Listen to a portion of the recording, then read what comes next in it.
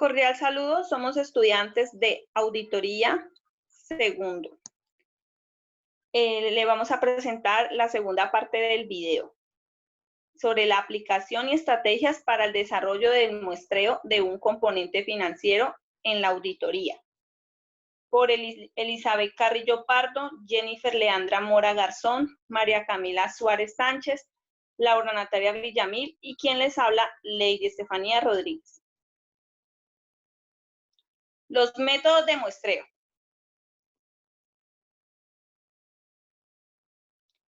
Muestreo aleatorio simple. Se aplica a través de generadores de números aleatorios. Es uno de los métodos probabilísticos que existe, que cada elemento de población y a cada posibilidad muestra un tamaño determinado. No se utiliza en una investigación del consumidor, porque es complicado obtener un marco de muestreo, ya que se escoge al azar y no querrás darle la posibilidad a todos. Por otra parte, es muy importante tener en cuenta su tamaño. Un ejemplo claro son las tablas de muestreos aleatorios y los programas informáticos. Los pasos para seleccionar un muestreo aleatorio simple son: definir la población, identificar un marco de muestreo igual, evaluar el marco de muestra, asignar un número único a cada elemento, determinar el tamaño de la muestra y seleccionar al azar el número específico o correcto. Selección sistemática. Esta selección consiste en dividir el número de unidades de muestreo de la población por el tamaño de la muestra para obtener un intervalo de muestreo, por ejemplo 50, y habiendo determinado un punto de partida dentro de las primeras 50 personas. Se selecciona a continuación cada 50ª unidad de muestreo. Tenemos que tener en cuenta que para este caso el auditor debe verificar que el sistema por el cual se realice esta selección, que es un sistema informático, tiene que ser verídico y tiene que ser confiable.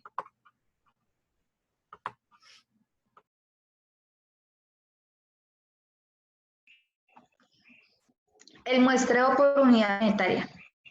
Este es un método estadístico de selección de muestras que se utiliza como variable auxiliar para realizar un muestreo en el cual la probabilidad de que un elemento de la población sea escogido es directamente proporcional a su valor unitario.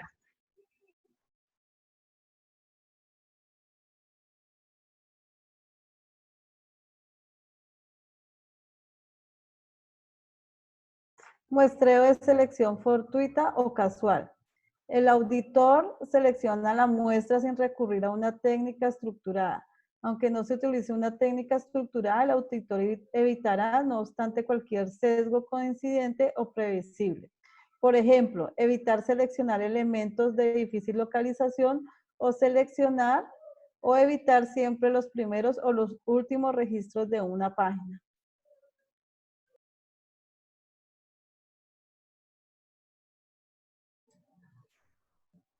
Selección en bloqueo. Selección de uno o más bloques de partidas contiguas de la población. Bueno, esto dice que debido al número relativamente grande de bloques requeridos para formar una conclusión de auditoría razonable, generalmente no se puede depender del muestreo en bloques para poder dar como un muestreo representativo de forma eficiente.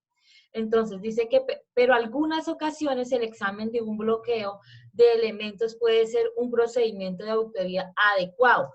Rara vez será una técnica de selección de muestreo adecuada si el auditor intenta realizar sobre la base de la muestra inferencias válidas para la población entera.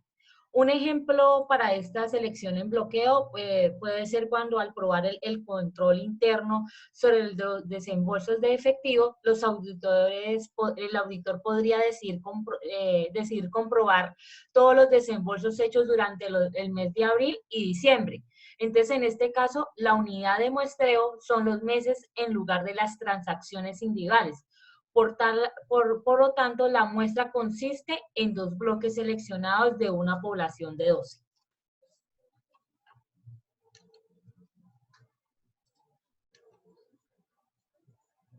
Técnicas de muestreo. Muestreo probabilístico. Se define como aquel en que todos los individuos de la población tienen una probabilidad de entrar a formar parte de la muestra. El muestreo no probabilístico.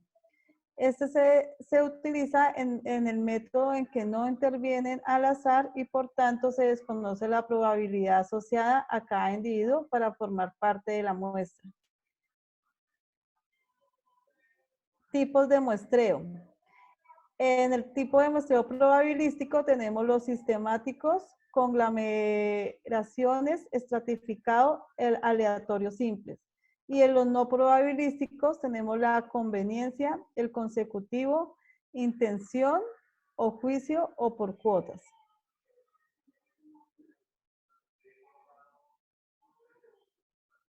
El muestreo aleatorio. Cada ítem de la población tiene una probabilidad de ser seleccionado. Y el muestreo por unidades monetarias se utiliza para identificar los errores monetarios de una cuenta contable.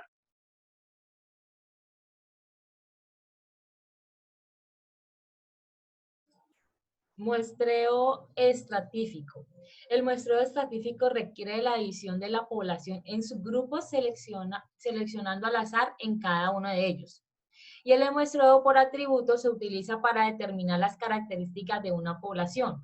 Por ejemplo, cuando el pago sea autorizado o no, o la deuda esté vencida, o en los 2 ejemplos hay solo 2 resultados posibles de cada partida.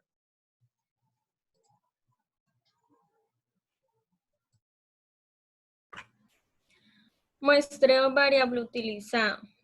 Se utiliza para determinar el impacto económico de alguna característica de una población.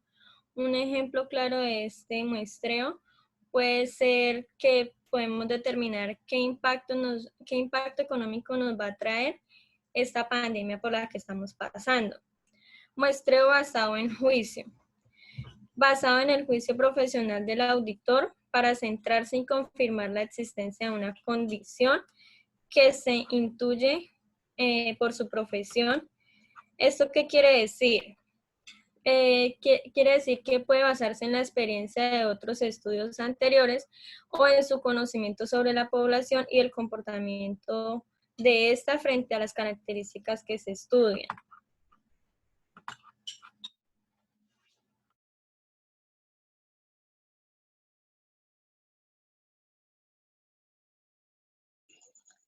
Muestreo por descubrimiento.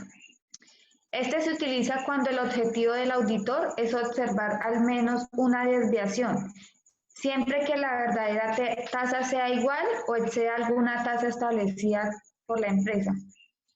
Para esto, pues el auditor debe tener siempre presente la fiabilidad de la información financiera y no financiera, el cumplimiento de las normas y la eficacia y la eficiencia de las operaciones que estén en la empresa.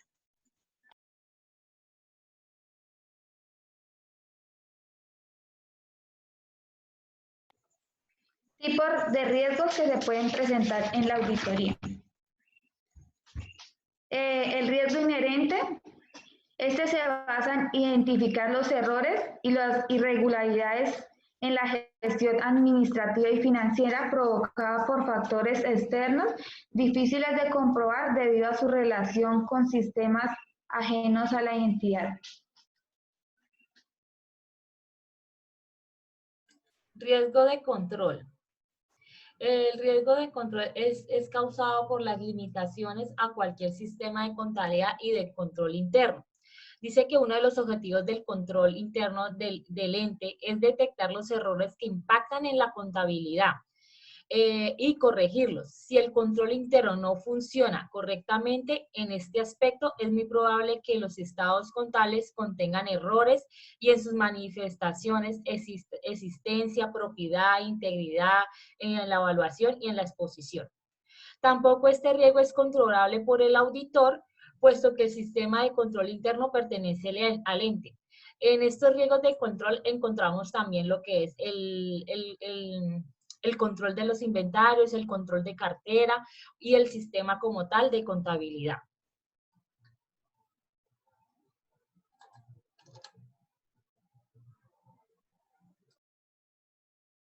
El riesgo de detención es cuando el auditor no detecta deficiencias en el sistema de control interno, o también cuando no detecta los errores que hay en una cuenta.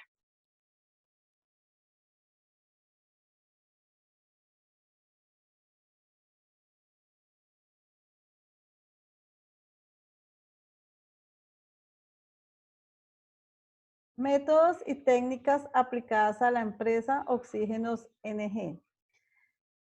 Métodos que se aplicarían en la auditoría según la evaluación del riesgo de control de los inventarios, el método monetario y el método de caso fortuito o casual. Método de caso fortuito o casual. Al aplicar la técnica, obtenemos información y datos a los funcionarios y empleados de la propia empresa.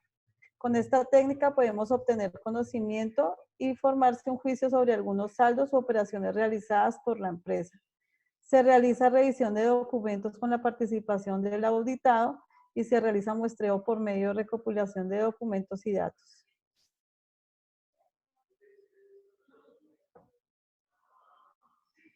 Bueno, para terminar, el auditor tiene que tener como referencia la NI 530, la cual es una herramienta que nos sirve para evaluar la empresa que al mismo tiempo proceda a aplicar aquellos métodos que resulten más apropiados.